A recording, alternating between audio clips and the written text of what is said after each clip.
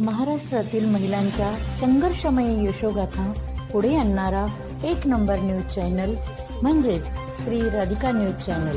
एक पाऊल पुढे, फक्त आणि फक्त महिलांच्या हक्काचे व्यासपीठ. सर्वांना नमस्कार. आपण राधिका फाउंडेशनमध्ये मातृ दिनानिमित्त प्रत्येक मातांकडनं काही ना काहीतरी जाणून घेत आहोत की त्यांनी त्यांच्या मुलांसाठी काय केलं आहे किंवा त्यांच्या मुलांसाठी काय स्वप्न बघितलं आहे. प्रत्येक आईवडील आपल्या मुलांसाठी काहीतरी स्वप्न बघत असतो. आपल्याही आईवडिलांनी आपल्यासाठी स्वप्न बघितले असतील. तसंच आज आपल्याकडे वैशालीताई आलेल्या आहेत. जाणून घेऊया आपण त्यांच्याकडनं त्यांचा प्रवास पूर्णतः. नमस्कार मौली. धन्यवाद, तुम्ही आलात. माझ्या मते आपण 2-3दा भेटलो आहोत. सर्वप्रथम आपली भेट वात्सल्य आश्रमाला झालेली होती. खूप छान वाटलं तुम्हाला त्यावेळेस बघून सुद्धा. मला जाणून घ्यायचं आहे की तुमचं माहेर कुठलं? माझं माहेर मखमालाबादचं आहे. मी मूळतः नाशिक मधलीच आहे. नाशिकमध्ये. म्हणजे जवळच. म्हणजे पूर्ण नाशिकची माहिती पूर्णपणे आहात, त्याच्यामुळे काही प्रॉब्लेम नाही. तर मग तुमचा भाऊ बहीण, घरातलं फॅमिली वातावरण, आम्ही लहानपण कसं गेलं?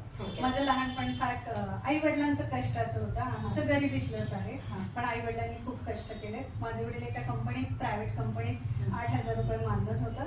आम्ही 4 मोठ्या बहिणी आणि भाऊ असं 5 भावंड होतो. 5ही भावंड अभ्यासात खूप हुशार होते. आई लोणचं पापड वगैरे बनवण्याचे काम करत होते. म्हणजे जी बचत गटाची, आता जी बचत गटाची कामं होती त्यावेळेस माझी आई ती एका मॅडमच्या घरी बंगलोमध्ये ती कामं करत होती. म्हणजे म्हणतात ना की शून्याची किंमत ही जर सुरुवातीपासून कळली तर ती आपण जोपर्यंत आहोत तोपर्यंत त्या शून्याची किंमत आपल्याला समजते. बरोबर आहे. तर तो शून्य म्हणजे फार महत्वाचा असतो, कारण की तो शून्य वाढत वाढत किती होईल हे आपल्यालाही माहिती नसतं. तर म्हणतात ना की जी बचत असते ती आपण मूळतः बालपणापासूनची बघितलेली असते. आणि जे कष्टही असतात, भलेही लहानपणी आपण कष्ट केलेले असते तर मोठ्यापणीही म्हणजे जेव्हा लग्न होऊन सासरी जातो तेव्हाही आपल्याला त्या कष्टाची जाणीव असते. तुमच्या बाबतीत कसं काय घडलं? मुळातच मला शिक्षणाची तर पहिल्यापासून आवडच होती. आम्ही मुळातच सगळेच भावंड घरात शिक्षणात खूप पक्के होतो. पण मग घरात आता एका बहिणीची पुस्तकं दुसऱ्या बहिणीला, एका बहिणीचा ड्रेस दुसऱ्याला, 3री 4थी तर 3 नंबर माझा होता. आता मला नवीन कपडा कधी मिळाला नाही, नवीन पुस्तक कधी मिळालं नाही. लहान्या बहिणीला आम्ही सगळं नवीन घेत होतो, कारण तिला आमचं काही बसत नव्हतं. त्यानंतर भाऊ झाला, मग भावालाही आम्ही नवीन घेत होतो. मग आम्ही 3ही बहिणी मिळून खूप कामं करत होतो की एक बहीण भांडी घासणार, तर एक बहीण स्वयंपाक करणार, एक बहीण लहान्या भावाचं आवडणार, एक बहीण मी बहिणीचं आवडणार. असं खूप मिळून मिसळून राहिलं. कधी भांडण वगैरे नव्हते, कारण वडिलांचा अध्यात्माकडे खूप कल होता. आणि मुळात आई शिस्तीने खूप कडक होती की संध्याकाळी वेळेच्या घरात तुम्ही मला पाहिजे. क्लासेस नव्हते, जिथल्या तिथे अभ्यास, स्वच्छता, टापटीपणा, खाणं पिणं हे आमच्याकडे सर्वसाधारणपणे वरणपोळी एवढंच जेवण असायचं आणि कधीतरी गोड आम्हाला मिळायचं. आणि डब्याला आमच्या भाज्या सुक्या सगळ्यांच्या एकसारख्याच असायच्या. मग ती भाजी आणि पोळी तुमची खाल्लीच पाहिजे, त्या व्यतिरिक्त तुम्ही दुसरं काही मागायचं नाही. त्यामुळे ती शिस्तीने वाढत वाढत मला स्वतःलाही तसंच वळण लागलं. म्हणतात ना की शिस्तीचं वळण हे घरातनं पहिले लागतं, नंतर शाळेत लागतं. अगदीच बरोबर. कारण की ते बाळकडू पण असतं. तर त्या बाबतीत तुमच्या बाबतीतही तसंच घडलेलं आहे. अगदी जेणेकरून मग तुम्हाला ते बाळकडू मिळालेलं असेल तर माझ्या मते तुम्ही तुमच्या मुलांसाठी तोच डिसिप्लिन ठेवला असणार. अगदीच बरोबर आहे की. तर तुमचं बालपण कसं गेलं? मग नंतर तुम्ही म्हणजे असं बालपण आता तुमचं थोडं कष्टामध्ये गेलेलं, तर मग प्रत्येक मुलगी स्वप्न बघते की मी लग्नानंतर असं करेल किंवा माझं पूर्ण नंतर एक शिक्षणानंतर मी काहीतरी एक कोणत्या तरी पोस्टवर जाईल. तर तुम्ही काय असं? मी माध्यमिक शिक्षिका म्हणून 6 वर्ष काम केलं. त्यानंतर मी डीएडला आधी व्याख्याता म्हणून कामाला होती. बीएडला मी ॲज अ व्हाईस प्रिन्सिपल म्हणून कामाला होती 6 मंथ्स. पुन्हा मी 6 मंथ्स बीएडलाच ॲज अ प्रिन्सिपल म्हणून होती. त्यानंतर मी पुन्हा ॲडमिन डिपार्टमेंटमध्ये इन्फर्मरी इन्चार्ज लागली आणि मध्ये ब्रेक घेतला, कारण माझ्या मुलीचे केम्ब्रिजचे चेक पॉईंट होते आणि सगळे टप्पे गाठत गाठत मी बीएडला CET क्रॅक झाली. बीएड माझं गव्हर्नमेंटला झालं. हेमलता पारसनीस मॅडम ज्या माझ्या गुरु, त्यांच्यामुळे मला एक जगण्याची खूप मोठी दिशा मिळाली. त्यानंतर मी MA इन डिस्टन्समध्ये मुंबई नाशिक बाय ट्रेन हा प्रवास शिकून घेतला आणि 40 मुलं माझ्याकडे घरी क्लासला होते लग्नाच्या आधी. आफ्टर मॅरेज नंतर तो सगळा माझा सगळा रुटीनच चेंज झाला. Change. पण जोपर्यंत लग्न होत नव्हतं तोपर्यंत सगळ्या कॉलेजल्या मुलांना शिकवायचं आणि एक असं ठसठशीत ठसा होता हाडामासाची शिक्षक म्हणून, आणि त्याचा फायदा मला आता सगळं पुढच्या आयुष्याला पण होत आहे. होता. मग तुम्ही जर 40 मुलांचं एज्युकेशनचं तुम्ही सांगतात की मी त्यांचं ट्युशन्स वगैरे घेत होते, तर मग जसं तुमच्या आईवडिलांनी शिस्तीत तुम्हाला शिकवलं होतं तसं मग तुम्ही त्या मुलांना पण शिस्तीत करत असणार. अगदीच अगदीच. ती मुलं माझ्या बिल्डिंग मधलीच होती. हा. फी त्या काळी आपण एवढी फी घेत हा. नव्हतो. 2006ची गोष्ट आहे. 2006ला मी BEd पास आउट झाली आणि ज्या बिल्डिंग मध्ये मी राहत होती तिथेच सगळे शेजार पाजारी माझ्याकडे क्लासेस लावले होते. हार्डली 300-500. मी ND-ME ला होती. 3100 रुपये मला पगार होता. हा. फार तर त्या करता एवढं पगाराचं नाही. नव्हतं. एक फक्त फार तर फार जमिनीची बाजू 5 ते 6,000. 6,000. बाकीचा खर्च वडील पाणीच देत होते. हम्म. पेट्रोल झाला किंवा एखादा ड्रेस झाला. त्यामुळे 1200 आणि 1000 रुपयापासून मला स्ट्रगलिंग माहिती.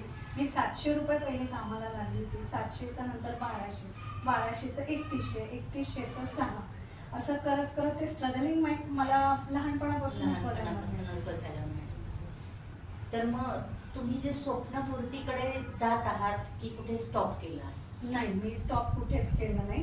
मी सतत डिग्र्या वाढवत राहिली. मी MA मराठी आहे, BEd झालेलं आहे, MAd झालेलं आहे, MA इन एज्युकेशन झालेलं आहे. नाशिक जिल्हा मध्यवर्ती मराठा हायस्कूलमध्ये मी 10वीपर्यंत टॉप होती. 11वी-12वी मी श्रीमती नाथीबाई दामोदर ठाकरे युनिव्हर्सिटीचं SMRK कॉलेजमध्ये मी होम सायन्स केलं. 12वी नंतर मला आर्ट्सला वळायचं होतं मराठीची आवड असल्यामुळे. मग मी 3 वर्ष पारसनीस मॅडमकडे BA केलं. तिथे मी टॉपला होती. त्यानंतर मी MA केलं त्याच कॉलेजमध्ये. मग पार्ट 1ला असताना मी BEdची CET दिली. त्यानंतर मी BEd केलं. त्याच्यानंतर मी लगेच MAd केलं आणि कंटिन्यू शिक्षण क्षेत्रामध्ये आज 12-13 वर्ष झाले सगळं हे नाव कमवून आहे. तर आता हे तुम्ही आतापर्यंत केलं, पण या पुढे तुमचा काय विचार आहे? मला ह्या पुढे मला डॉक्टर बनायचं, PhD करायची. डॉक्टर वैशाली शेलार म्हणून मला ती PhD करायची. कोणत्या क्षेत्रात करायची? मराठी क्षेत्रामध्येच करायचे आहे. पण मी असा विचार केला की मराठीला योगदान देणं म्हणजे मराठीला मला तेवढा स्टडी झाला काय की माझी मुलगी लहान आहे, अजून तिला माझी खूप गरज आहे. तर मी असा विचार केला की आपण MA झालेलो त्या MAd मध्ये जर मास्टर PhD केली, दोन्ही पर्याय ठेवले. जर मराठीमध्ये आपण सिलेक्ट झालो, CTET केली, पेट एक्झाम क्रॅक झालो तर मराठी, नाही तर MA इन एज्युकेशन, दोन्ही पर्याय ठेवलेले आहेत. तर मग आता जसं तुम्ही म्हणतात की तुमची मुलगी लहान आहे आणि तुम्हाला शिक्षणाची पण आवड आहे, दोन्ही गोष्टी आहेत आणि घरालाही तुमची तितकीच गरज आहे, बरोबर आहे. मग बॅलन्सिंग कसं असतात? बॅलन्सिंग मी खूप टाइम मॅनेजमेंट खूप छान करते. एक तर मी करणार तर एक्सटर्नल करणार, पण एक्सटर्नलला डिमांड आहे की मी हा विषय येतो, पण मला डिमांडशी घेणं देणंच नाही. मला आता फक्त ती पदवी मिळवायची आहे, ती महत्वाची. मग ती पदवी रेग्युलर मध्ये असू दे किंवा एक्सटर्नल मध्ये असू दे, मला कोणत्याही क्षेत्रात, पण मला ती मिळवायचीच. माझ्या वडिलांचं हे स्वप्न होतं की मी PhD केली पाहिजे, पण नेमकं माझं त्यावेळेस 2012ला लग्न झालं आणि PhDचा विषय मी घरातच PhD केली. माझा PhD झाली, माझा PhDचा विषय तिथेच राहिला.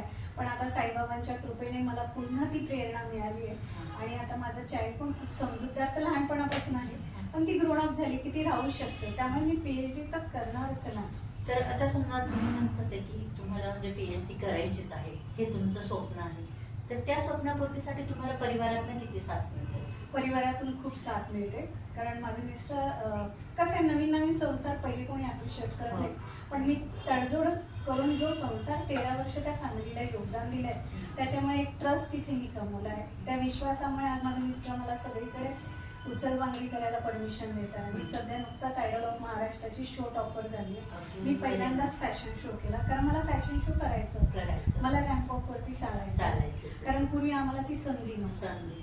मला स्विमिंग शिकायचंय, मी स्विमिंगचा क्लास जॉईन केला, आता मी स्विमिंगलाही जाते. डान्स कथ्थकचा क्लास लावायचा, कथ्थक. आता मिस्टर सगळ्या गोष्टींना मला प्रेरणा देतात आणि हो, तू कर, तुझी आवड आहे, तू टॅलेंटेड आहे असं ते म्हणतायत आणि त्याच्यामुळे माझा उत्साह अजून वाढतो. म्हणतात ना की जिथे आवड असते तिथे सवड पण होते. अगदीच बरोबर. तर म्हणजे तुम्ही तुमच्या एवढ्या शेड्यूल मधनं तेवढा वेळ काढून आणि त्या गोष्टीला प्राधान्य देतात, तर नक्की खरं आहे की म्हणतात ना की जर वेळेची किंमत आपण जर केली तर वेळ वेळेवर आपली किंमत करेल. अगदीच बरोबर. तर तसं तुम्ही आखत आहात. खरंच तुम्ही म्हणजे सुरुवातीपासून जो काही स्ट्रगल केला आहे, तर स्ट्रगल प्रत्येक जण करतो, पण मग त्या स्ट्रगल मधनं शिकता यावं. बरोबर. पण अगदीच. कोणी म्हणतात की आम्ही तेव्हा केलं मग आता का करावं, असे पण काही लोक म्हणतात. पण नाही, तो स्ट्रगल जर आपण लक्षात ठेवला तर आजचा आणि येणारा भविष्यकाळ आपलं नक्की सुधारतो. असे अनेक उदाहरण माझ्याकडे आहे. त्यातलं सर्व म्हणजे मूळ मी स्वतःच त्याचं उदाहरणामध्ये आहे. तर नक्कीच आपण त्या वेळेला किंमत द्या, तर वेळ आपल्याला किंमत देईल. सगळेजण म्हणतात काय नाही, उशिरा गेलं तरी चालतं, कार्यक्रम तर आहे. पण नाही, तसं नसतं. त्या वेळेला किंमत द्या, माझं तेच एक परत एकदा म्हणणं आहे. तर ताई, खरंच तुम्ही खूप छान पद्धतीने म्हणजे त्या वेळेची किंमत देत आहात. तुम्ही म्हणतात की कथ्थक शिकतात. येस. तर कथ्थक शिकताना म्हणतात, म्हणजे मी ऐकून आहे की जसं एक्सरसाइज पूर्ण प्रकारे होते. हो, अगदीच ना. त्या विषयावर तुम्ही काय सांगू इच्छिता? कसं आहे ना की आपण एक गृहिणी आणि एक सगळं शिक्षण घेऊन आपण जेव्हा कुठे काही पडायचं म्हणतो, तर पहिली अडचण येते आपल्या घराची, वेळेची आणि मुलाची. तर आता यूट्यूब चॅनल हा इतका सुंदर तयार झालेला आहे की त्या यूट्यूब चॅनलवरती आपण एक गाईड घेतला आणि तो गाईड जसं शिकवते तशी घरात जर रोज प्रॅक्टिस केली ना, तर कथ्थक आरामात. मी 15 दिवसामध्ये हे कथ्थक शिकले. मी 2-3 जणांना अप्रोच झाली होती, पण ट्रेनर घरी यायला तयार नव्हते. त्यांच्याकडे कार्यक्रम आहे, वेळेचा अभाव आहे. तर सर्वात बेस्ट माझ्या कन्येने मला सुचवलं की आई, आता यूट्यूब चॅनलवरती नाडगोडा मॅडमचं आहे किंवा कीर्ती देशपांडे मॅडमचं आहे. कीर्ती देशपांडेंचं नाव छान हो. आहे. तर मी कुठलेही असे एक चॅनल तिथे लावून मी खूप छानरित्या झुंबा, कथ्थक अतिशय छान शिकले. म्हणजे तुम्ही कथ्थक करता करता तुमच्या बॉडीसाठी ते कितीपत योग्य आहे? मॅम, बॉडीसाठी तर खूपच योग्य आहे, कारण आपली शारीरिक हालचालीमधून जो आपला स्ट्रेस निघतो ना, तो सगळं त्या मुवमेंटने निघून जातो. एक चेहऱ्यावरचा आनंद टिकून राहतो, प्रसन्नता येते, खूप रिलॅक्स वाटतं, स्ट्रेस आउट होतो. म्हणजे फॉर एक्झाम्पल आता त्याच्या अशा मुद्रा वगैरे असतात, तर त्याच्या बोटांना वगैरे त्याचं पूर्ण हालचाली हो, होतात, जे बोन्स वगैरे त्यांना पण हे सगळं स्ट्रेच होऊन जातं आणि त्याचं फिलिंग खूप जाणवतं मॅम, की जो आपण व्यायाम आपण घरी करत नाही, घरातल्या कामांनी ज्या व्यायामाची आपल्याला खरी गरज आहे त्याची पूर्तता त्या कथ्थक डान्समध्ये. आणि इतकं सुंदर आहे ना, तो शृंगार बघायला सुंदर हो. आहे, आनंद खूप मिळतो मनाला, थकलेल्या मनाला आनंद मिळतो. तर ते म्हणजे म्हणतात ना, नृत्य कोणतंही असू द्या की त्यामधनं आनंद हा निष्पन्न होतो. की थोडंसं कुठेतरी आपण मनाने उदास झालेलो आहे आणि आपण काहीतरी छानपैकी एखाद्या जुनी गाणी, शांत गाणी लावून आपलं मन प्रसन्न होतं. हो. त्या प्रकारे ते आहे की त्यामुळे आपलं पूर्ण मन प्रसन्न होतंय. म्हणजे तुम्ही जास्त नाही, 5-10 मिनिटं जरी केले तरी तुम्ही तसं त्याचा उपभोग मिळवून घेतात. तर आता तुम्ही ह्या सगळ्या गोष्टी करा, तर तुमची एक स्पेशल आवड काय आहे? मला स्पेशल आवड आहे ना, मला लोकांमध्ये मिक्सअप व्हायला खूप आवडतं. फर्स्ट, प्रत्येकाच्या दुःखामध्ये भागीदार व्हायला खूप आवडतं. असं नाही की माझ्याकडे काहीच नाही म्हणून मी प्रत्येकाचं दुःख घेते, असं नाही. माझ्याकडे स्किल आहे, मला दुसऱ्याच्या दुःखाची जाणीव लवकर होते. मला असं वाटतं की मी जर या व्यक्तीला काही मदत करू शकली तर याचं ओझं थोडं हलकं करायचा प्रयत्न करणार आहे. ज्यावेळेस मी माझ्या आईचं लहानपणी आईला बघायची की आई पटके शेजारच्या काकूला भाजी देते, एखादा पदार्थ देते, की तिच्याकडे आज तिला भाजी नाही, आपली भाजी थोडी द्यावी. मग ही संस्कृती ना आपल्याकडे कुठेतरी हरपत चालली. आज हो, आपण बरोबर आहे.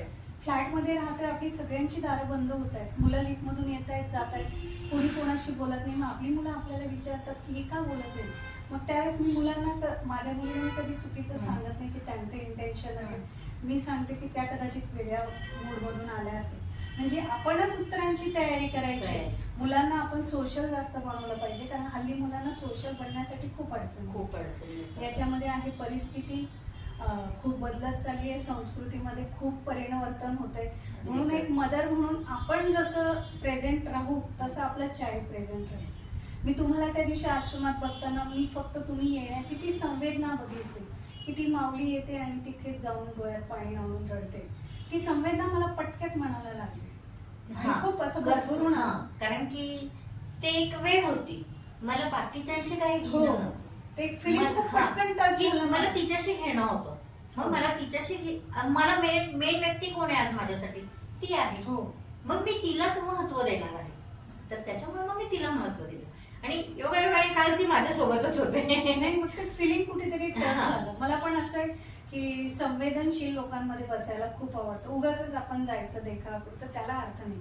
की माझं म्हणून की मला इथे कम्फर्ट वाटतंय, हा. ह्या माझ्या आहेत, ती माझी आहे, असं सगळ्यांमध्ये राहून काम करायला आवडतं. पण आजकालचं जे आहे, हे जे जग आहे तर हे असं आहे की इस हात लो उस हात दो. बरोबर आहे. म्हणजे तुम्ही मला काही दिलं तरच मी माझं ज्ञान तुम्हाला देईल. तर त्याविषयी तुमचं काय मत आहे? वास्तविक ही प्रकृती जी आहे ना, ही सर्व समाजाला लागलेली विकृती माझ्या भाषेत. मी समर्पकच उदाहरण देते, एक शिक्षण अभ्यासक म्हणून, की जेव्हा तुम्ही पायाजवळ विचार करतात ना की मला काही याचं बेनिफिट मिळणार असेल तर मी याचा वापर करेन, तर तुम्ही असा का विचार करत नाही की भगवंताने तुम्हाला त्याच्यासाठी निर्मिती केलेली आहे की तुमच्याकडे काहीतरी आहे म्हणून तुम्ही त्या व्यक्तीला मदत करता. तुम्ही वैचारिक विचारांची जी वृत्ती ना ती खूप उंच ठेवली पाहिजे. तुम्ही असं प्रत्येकाला जर कमी लेखलं, एखाद्याला मदत न करणं, एखाद्याकडे पैसा आला तर बोलायचं, एखादा चांगला असेल तर बोलायचं, हे जे आपण समाजामध्ये वातावरण क्रिएट करतो ना, याच्यामुळे आपल्या संस्कृतीवरती तर परिणाम होत आहे, पण माणसांच्या मनावर जास्त परिणाम होतोय. हल्ली पैसा सगळ्यांकडेच आहे, पैसा हा विषयच नाही, पण जर तुम्ही आदर दिला, एखाद्याचं मन जाणून घेतलं, एखाद्याच्या फिलिंगची कदर केली की ही आई माझी, ही बहीण माझी. घरात आपल्याला आई बहीण सगळीच असते, पण सगळ्यात जर बहिणी माझी आहे, ही आई माझी आहे, असं जर फिलिंग ठेवलं ना तर सर्वात मोठं सुख आहे. ईश्वर सुख जे म्हणतो ते आपणच तयार म्हणजे म्हणतात ना की आपण काय आहोत हे जर प्रूव्ह करून दाखवायचं असेल तर आपल्या आजूबाजूचं व्यक्तिमत्व आपल्यालाच घडवायचं आहे. अगदीच बरोबर. तसंच. तर तुम्ही खूप छानपैकी उदाहरण दिलं. तर जाता जाता तुम्ही प्रेक्षकांना काय सांगू इच्छिता?